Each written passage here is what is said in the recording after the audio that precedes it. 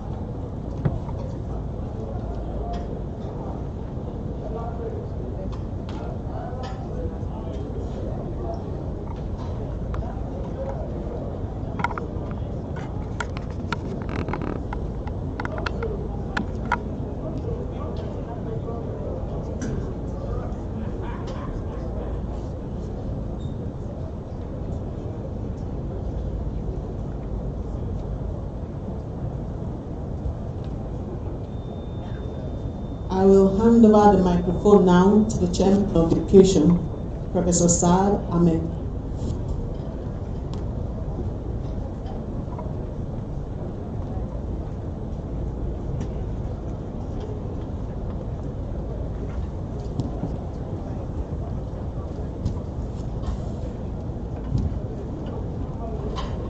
Thank you very much, and welcome to the opening ceremony of this conference, which I'm made aware that it has not held for the last 3 years due to COVID restrictions.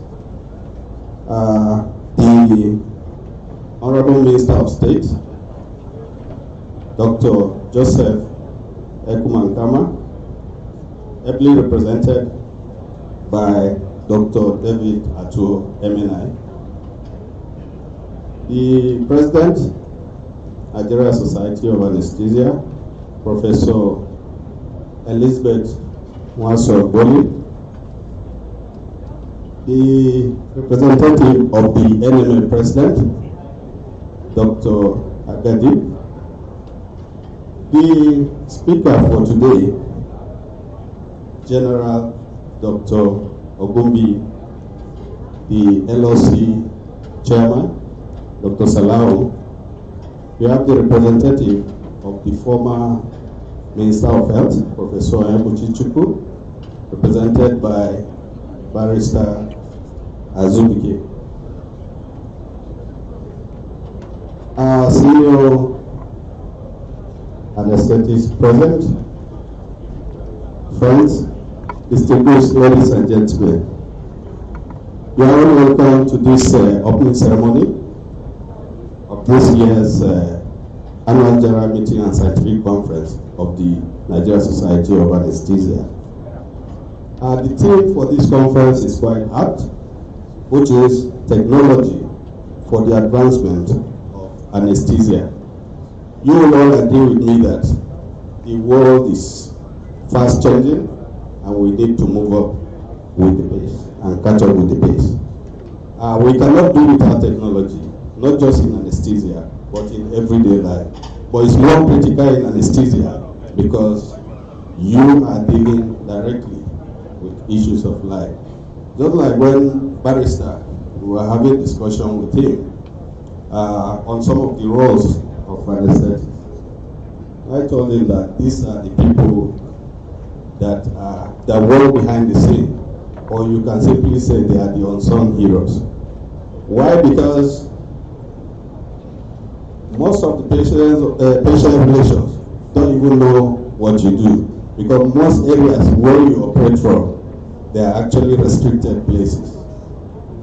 But we, as sales personnel, we really know and deeply appreciate your roles in healthcare delivery.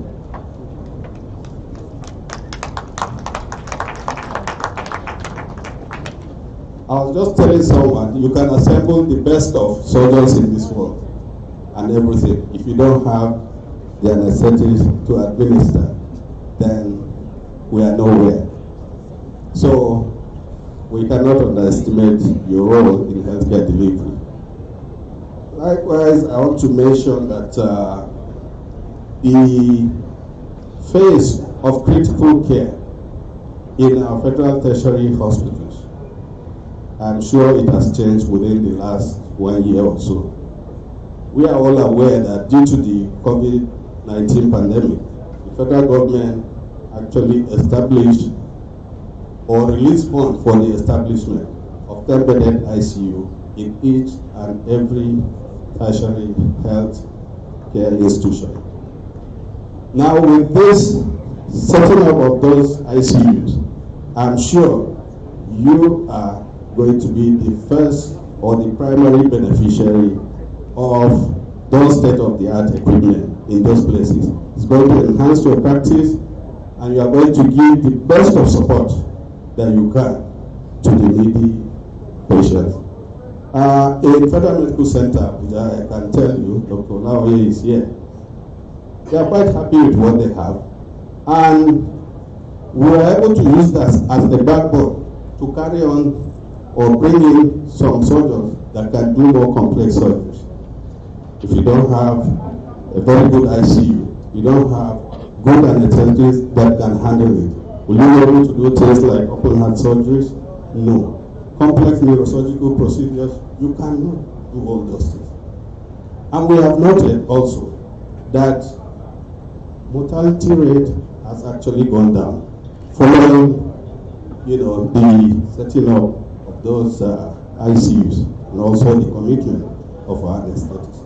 So we thank you so much for all that you do behind the scene, which most of the times the patient relations don't see, but we know and appreciate your hard work. Please continue doing so. Now I'm quite happy that my boss and supervising minister is right here, represented by my own board member, Dr. David Atu Emenad. He's going to tell us the giant strides that the government have made in the area of healthcare delivery. Some people don't mention, but I can tell you that healthcare budgets have been prioritized within the last 2 years. I can tell you 100% release was made for 2020 capita in the health institutions. 2021 was 100% release. And with that, it was expected that you'll be able to now revamp healthcare services in those institutions. Now, there are some challenges really, we all know, with regards to some of our healthcare personnel leaving the country. These are multifactorial, but I know the government have set up a health reform committee to look into that. But first on the agenda, which of course my boss is here listening, they are likely to give us, the right to replace 1 for 1. Immediately, those ones are going so that we can replace and sustain service. While they are looking at the long-term solutions to the problem at hand. So at this particular conference, we expect a very robust discussion on various aspects of anesthesia, critical care, pain management, and all of that. And also a communique that will be able to be passed to the government for consideration.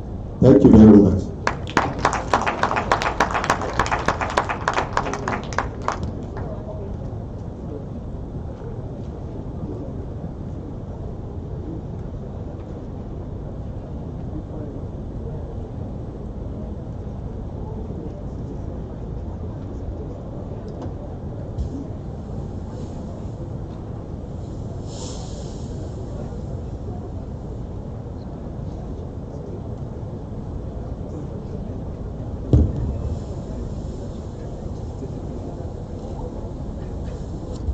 Oh, thank you so much. Please, another round of applause for Professor Sarr.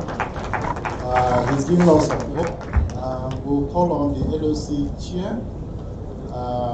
She's a giant all packed in one. They worked tirelessly for a whole year now to put this up.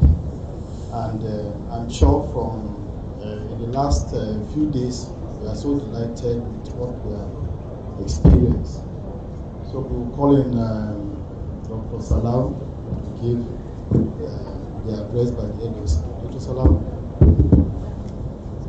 Good morning, everyone. I'm following the protocol already established by the chairman.